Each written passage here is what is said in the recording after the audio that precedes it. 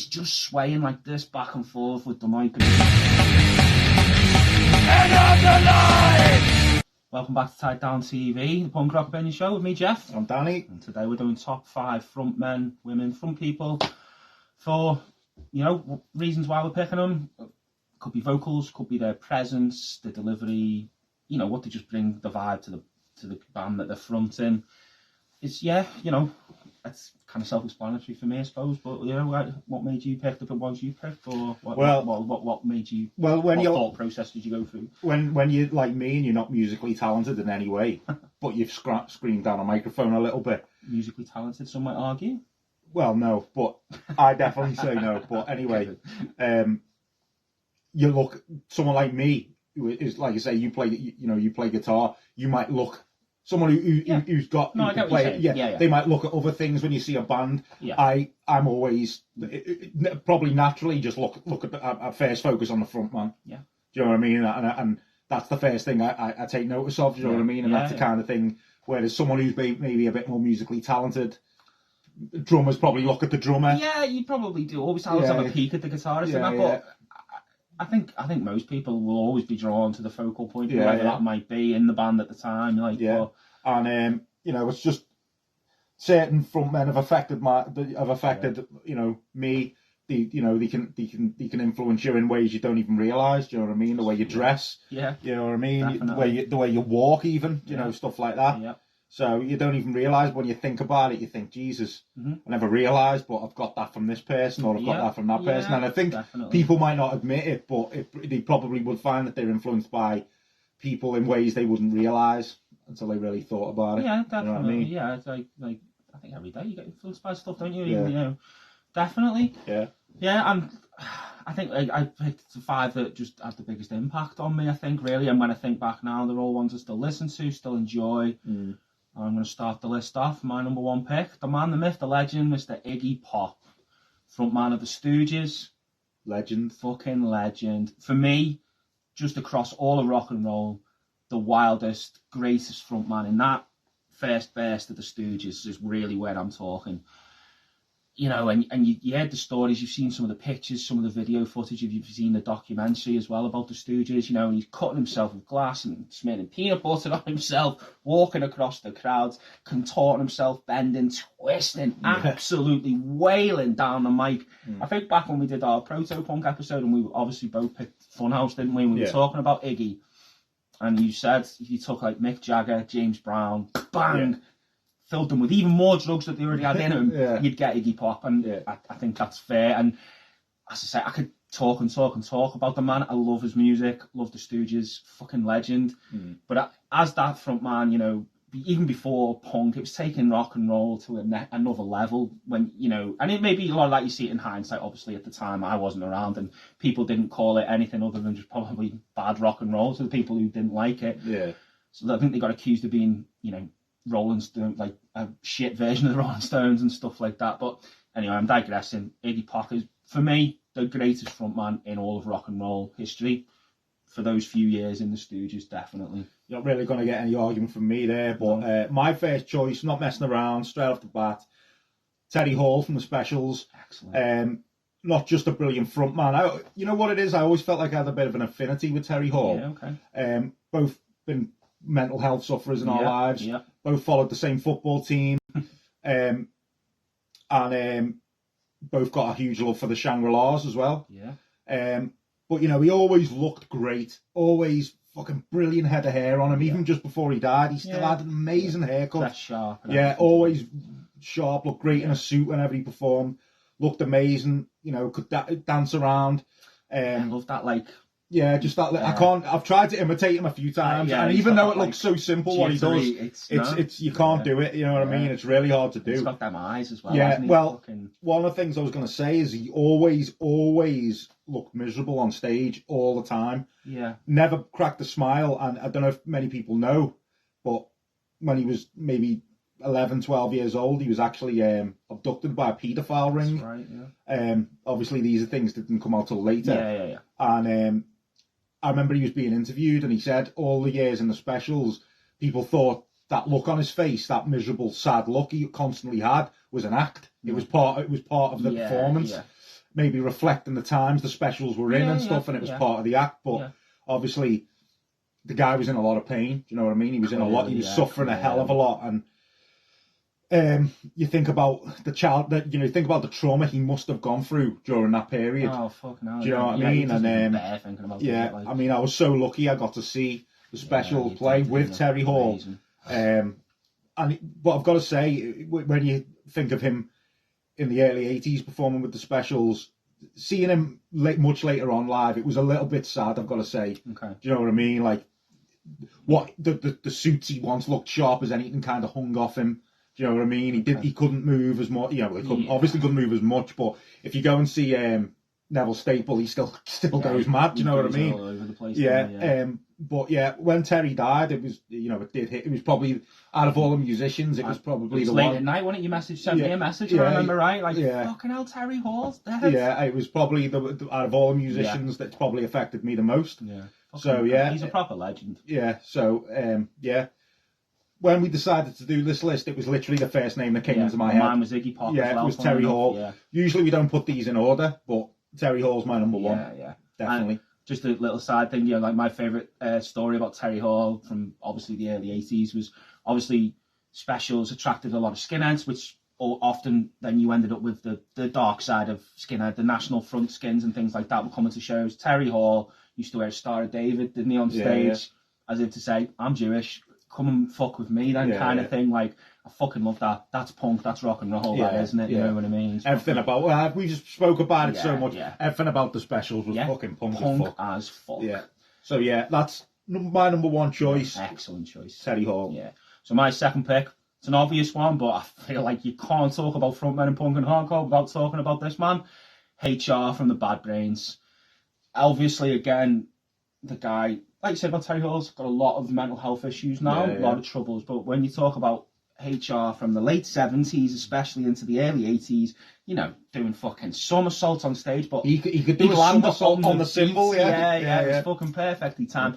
You see the footage of it, he's wild, isn't he? Fucking wild. Yeah. And any documentary you watch about hardcore from the 80s, they'll be talked about, and sometimes he'll be in it, but every person who comes up talks about how life-changing seeing the Bad Brains was. Yeah, it's like the stuff of legend, isn't it? Yeah.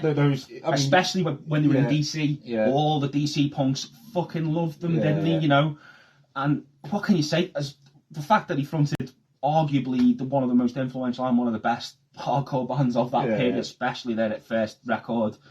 He's wild, great voice. I mean, the whole band were all fucking tight musicians. They used to do like jazz fusion and stuff before they played hardcore, didn't they? He could play, he could sing, he could wail, he could yelp. They'd break it down into some reggae, and he could sing just beautiful, like he was fucking great. And I've never seen him live. I know occasionally I think he still does perform with Bad Brains, but he only performs the reggae. You're not going to be getting backflips, are you? You know what I mean? Obviously, but again, talking about legendary frontman and just fucking wild, great frontman. He's got to be there. And like I say, and if you watch any of those documentaries and you'll see the footage of him, it's amazing. Yeah. It's amazing. I think out of any bands ever, they'd be one of the top ones I'd wish I could have seen in their form. Most punks would say that. Exactly. Who didn't get a chance to see would wish that. But I think without question, he's on the list of our frontmen. Yeah. He's my number 2 pick. What's your favourite Bad Brains song? It's a fucking tough one, man. Band in DC's the one I always sing in my head all the time. What's your favourite Stooges song? Oh, now you're talking. Favourite Stooges song? Fucking hell. I like Loose, like TVI. I like Search and Destroy. I like Gimme Danger. I like Your Pretty Face Is Going to Hell. I like 1969. I like No Fun. I don't know. I'd say TVI or Loose probably. Yeah. His favourite Stooges, and let's say Band in DC, Pay to Come, and I Love Ajahn. Yeah, no, it wouldn't be that. Yeah, but not that I don't like them, to be fair, but anyway, that's my number 2, HR. Okay, my number 2 is Ian Curtis, Joy Division. Another excellent choice. No one really like him, was there really? Not before nor since. I'd say Joy Division. One of them bands that showed me that it was okay to embrace the darkness in your life. When you're going through like some really, when this is getting the better of you and you're going through some really turmoil. Yeah. At times, it's okay to be a back bedroom casualty and listen to music. Yeah. You don't have to fucking go and listen to you don't have to go, I'm fucking depressed, and stick the fucking hokey cokey on to try and fucking like lift you. Yeah, no. Yeah. You know, there's beauty to be found in those dark moments. Absolutely. Do you know what I mean? And absolutely. I think Joy Division and Ian Curtis, you know, they showed me that. Anyone who follows our socials might know I recently visited his grave, and it's a really strange experience. Anyone who's ever been to like a really iconic person's grave who they kind of idolise, I guess. Yeah. One of the, you know, I was there and I was looking at all the things people had left, and it's a kind of a strange feeling. You can't really pull yourself away. I was there for quite a while looking at the grave, and I was just thinking, this is where this legendary, iconic person's story ends, right here, where I'm stood. Yeah. And it was, like I say, it was kind of a strange feeling. I just couldn't pull myself away for a while. I was stood there for probably about half an hour, do you know what I mean? Just looking and reflecting on things. And, you know, obviously, like I say, no one was really like Joy Division and no one was really like Ian Curtis. You know, that dance he did on stage and that whole presence. Brilliant. There was just no one like him. No. And, iconic vocals, iconic, like you say, stage movement. Just brilliant. And my favourite, I know I'm just going to make this part of the video, I'm going to say my favourite song by Joy Division is Heart and Soul. Nice. It's a fucking great song. Yeah. I don't think they've got many bad songs, to be fair. No. If I was going to pick a favourite Joy Division song, that's a tough one, man. Because they don't have a bad song. Yeah, they don't. I like Isolation, I like She's Lost Control, I like Disorder, I like Heart and Soul. Yeah. That's the odd choice that I'd have to think about that one. Nice though. Next.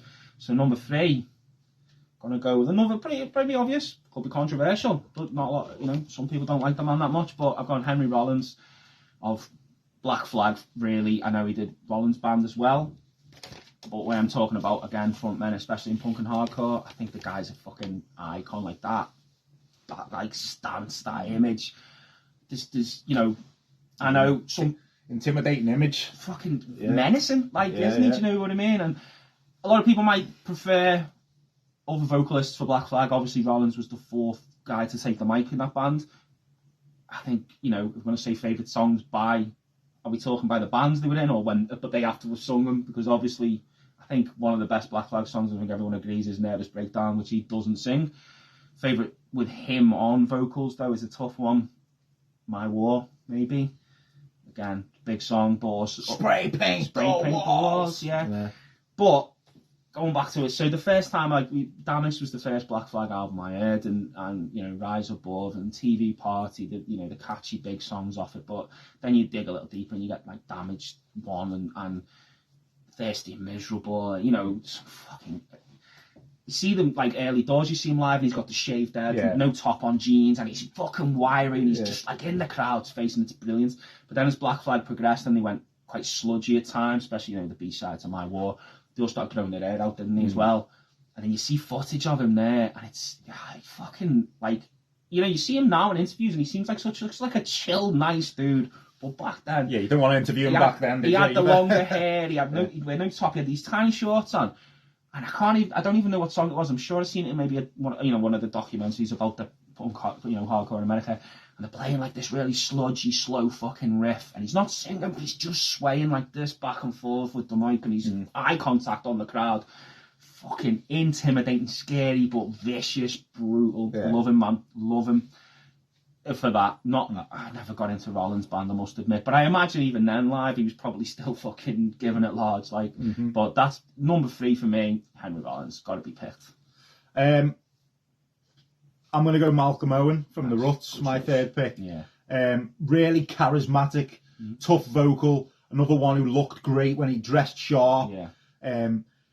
He had this amazing stage presence with this like kind of tough voice, but he also had this like kind of gangling frame, kind of like a Mick Jagger. You know what I mean? A little bit. A little bit wiry. Yeah. I've discussed this and I've mentioned that on other videos. I do believe the Ruts were the most underrated band of the 70s. Yeah. And I think to understand how good he was, look at the Ruts now. Look at when they turned into Ruts DC. They're just not the same. You know what I mean? It's still great. We've seen them. Pretty good. Yeah, but it's without Malcolm Owen. You know, he was such a good singer. A man who lived his lyrics. unfortunately, you know what I mean? And stuff like that. Fortunately passed away after writing a song called Love in Vain. Yeah. So, you know, now the thing about him is as well, and the thing that not annoys me, but he died a few weeks after Ian Curtis. Yeah. And not a lot of people, I don't think, know, but when both bands were active, the Ruts were a much bigger band than Joy Division. Yeah, I think Joy Division got so much bigger after Ian Curtis died. Yeah, exactly. Took that on, didn't they? And the Ruts are kind of forgotten now. Yeah. And it does kind of wind me up because I don't think enough people realise how fucking good that band is. Yeah. Do you know what I mean? And as I've mentioned it before, even their B-sides are amazing. And when you've got a band whose B-sides are as good as their singles and their album songs, you've got a special band there. Do you know what I mean? Good chemistry, good songwriting. And he was such a good frontman. And I think he should be remembered as well as Ian Curtis is. Okay. I honestly do. Yeah. And I guess that's me paying tribute to both guys there. Do you know what I mean? Yeah. I honestly do. You've got, to me, they're both huge icons, but one is remembered much more than the other one is. Yeah, which is a shame. Yeah. And just to sidetrack again from my third pick and your third pick, Rollins actually fronted the Ruts, didn't he? Yeah, he did, yeah. He did a good job and too. He did a good job. Yeah, yeah, it's good. You can watch it. I think it's on YouTube, isn't it? And he was still doing his Rollins thing. And he's still always doing it. I love that shit. Yeah. Anyway, so my fourth pick. Oh, hang on. Did you pick your favourite Ruts song? Staring at the Rude Boys. Yeah, man. So number 4 for me, Iggy Pop from Fugazi. Also, Right to Spring, One Last Wish, Happy Go Licky. Now, again, a lot of people, you might be watching this, you've probably seen it, but there's some footage on YouTube of this lad playing, they're singing, I think it's Glue Man by Fugazi, and he's climbs into a fucking basketball hoop, and he's hanging upside down out of it, screaming, singing the song. That on its own, the first time I saw that, I thought, wow. But I actually obviously heard the guy's voice before I'd seen any footage of him, because I heard Fugazi when he was quite young. That's one of the most iconic pictures in pictures in punk, isn't it? He's definitely, and he's upside down, he's holding on with his feet and that. But his vocals, so when I heard Fugazi for the first time, and like probably most people hearing them for the first time, it's Waiting Room I heard, and he's doing like the back in the line enders, because when he first joined them, they started as a 3-piece without Guy. He said he used to turn up to band practice and he wanted to be in the band, but he thought they're so good and complete, I don't actually know what I could add here, so he just started doing like what, you know, like almost like what you do in hip hop. You have like a line ender, so he'd do the back and vocal, and eventually progressed and he started playing guitar. But again, if you see some of that early footage before he was a second guitarist as well, and again, it's on YouTube, and they're playing Waiting Room. The angles from high up, fucking massive crowd. I'm assuming it being DC, and you can see him there, and you know, he's talking about like that wiry frame, and he's like doing it, and he just keeps moving. And if you look at the front cover of the 7 songs, their first EP they released, I think it's Guy Picciotto up all twisted in, falling into the drum kit as well. I love his vocals. As you know, I love Right to Spring. I love Fugazi. I love One Last Wish. He's just got this fucking image as well. Even when he's playing guitar, he's playing a Rickenbacker guitar, and it just looks cool as fuck, like. And I love Ian MacKaye. I did toy with picking him as well, but I thought I can't have both of them as in my frontman list, because Ian MacKaye also was a great iconic frontman. But I think, Guy, I had to pick him. I think he's just fucking class, and like I say, I love his vocals as well. Some might be a bit nasally for some people, but favourite song with him on vocals, that's a tough one actually. I'd say For Want Of by Right to Spring, and I'll pick today, could change tomorrow, but I'll pick Margin Walker by Fugazi as well. Cool. I noticed while I was doing my list that obviously I've named the first 3, and I thought this is a really tragic list. This is a really sad list. You know what I mean? Away, It wasn't really.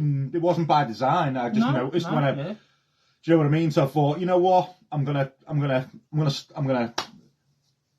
someone who's alive. Yeah. I'm gonna think. Yeah, I'm gonna go Billy Grasdy from Biohazard. He was a huge influence on me from a certain age. Do you know what I mean?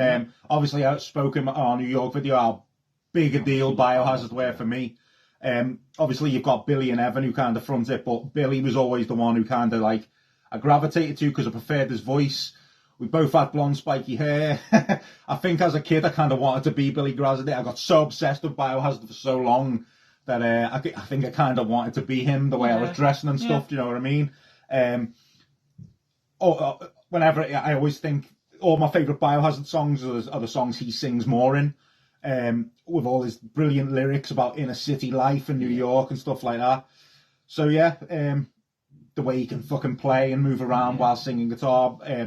Briefly met him when I saw them live. Him, and I got a plec off Bobby as well. Got a handshake off Billy and a plec off Bobby. It was cool. But yeah, Billy Grasady from Biohazard. You know, like I say, this lists what these people mean to us. So we're just picking who we owe our favourites on, not necessarily always who other people might like. Yeah. So if I'm going to pick a favourite, my favourite Biohazard tune would probably be Shades of Grey. Right. But because I've picked Billy Grasady, I'm gonna say Disease because he sings it pretty much all the way through. That's why when I picked my favourite Fugazi one, it's with Guy on vocals, obviously. But yeah, nice. I had a feeling you'd have to have picked someone from Biohazard. I couldn't see you now. So pick number 5 for me. I've gone with Steve Ignorant from Crass, and that's such a you pick. Look. He knows, and anyone kind of knows me knows that I absolutely fucking love Crass. One of my favourite bands of all time. And again, I've picked him, and I guess it's more the vocal delivery and what he was saying. Amazing vocal delivery. Yeah, so it sounds so obnoxious, doesn't it? So snotty and horrible. Love it in such a good way. And I think I said it when we did the UK 82 and Anarcho video, and I said the very first time I heard Steve Ignorant ask me, do they owe us a living? Of course they fucking do. And even now I'm getting a little bit of goosebumps thinking about it. How much that fucking hit me, and I was like, wow. And from then on, I've loved the band, and I've grown just more and more. Like, I still love them now. I could throw a Crass record on now probably any time of the day, really, and enjoy it. Like I say, one of my favourite bands. He just looks cool. I've seen him live a few times of late. He still does the Crass stuff on tour. I've seen him doing a Slice of Life as well, and he still performs well when he does the Crass stuff. It's good, comes across well, he delivers it well. I'm sure it's not a patch on being in a abandoned warehouse with all the fucking stenciled spray paint on the walls and, you know, all that kind of gear. It would have been amazing to have seen them back in the fucking day and have gone hung out at Dial House and all that. But as I say, his vocal delivery and the fact that, you know, like I've said about a few bands through these videos, but they were definitely one of the ones as well who whether I 100% agree with everything they said or not, they definitely made me aware and look into issues that I hadn't come across by that point. And, you know, shaped who I am as a person, I guess, for better and for worse. Steve Ignorant's my 5th pick, though. Fucking love it. Love the guy. My 5th pick is Pierre Mandeville from Knuckle Dust and Bund 'Em Out and Beat Down Fury and Borstal. Longevity has got to be mentioned with the guy. You know, they've been around since '96, I think. You know, all the output, forever lending his legendary dog barking vocal to UK hardcore bands around the country. You know, always helping younger bands out. I've mentioned Ruction and how much I respect everything that Ruction have done. Everyone knows. Like I say, he's got one of the most recognisable voices certainly in UK hardcore. He's one of the most recognised names. And you know what, right though, but just to his talents as a songwriter, I think he's pours everything into his lyrics, especially them first 2 albums, Time Won't Heal Us and Universal Struggle. I remember when I first heard those albums and I was going through his lyrics, I was like, fucking hell, like these, you know what I mean? It was fucking brilliant lyrics. But yeah, just for everything, well, Knuckle Dust in general, but you know that he contributed to the UK hardcore scene. You know, he himself, you know, got my band on a couple of shows down there and stuff. So big moment for you. So got to play London because of him a couple of times. So excellent. Yeah, one of the best bands ever in my opinion. I'm not going to talk too much about them because I'm waiting for a video for that. They might pop up in another video, mate. Yeah, and I'm gonna give them their due. Yeah. So yeah, Pierre Mandeville from Knuckle Dust is my final pick. So what's your favourite Knuckle Dust song then? Oh fucking hell, man! Rise from This. Okay. Off Universal I didn't Struggle. actually pick a favourite Crash song with Steve Ignorant, so which is a tough one again, but I'm gonna go Big A Little A. Well, you know what? I never picked a favourite special song, and you know what I'm gonna pick, and this might surprise people. I'm gonna pick their cover of Long Shot Kick the Bucket by the Pioneers because it is so dancey, and they are one of those rare bands that their covers are often better than the originals, and that is a perfect example of them doing a better version of the original. And the original's great, and I love the Pioneers. Yeah. You should check out the Pioneers album, Long Shot, as well. That's great. Yeah. So who are you going for a honourable? I'm going to go Nick Cave. Why?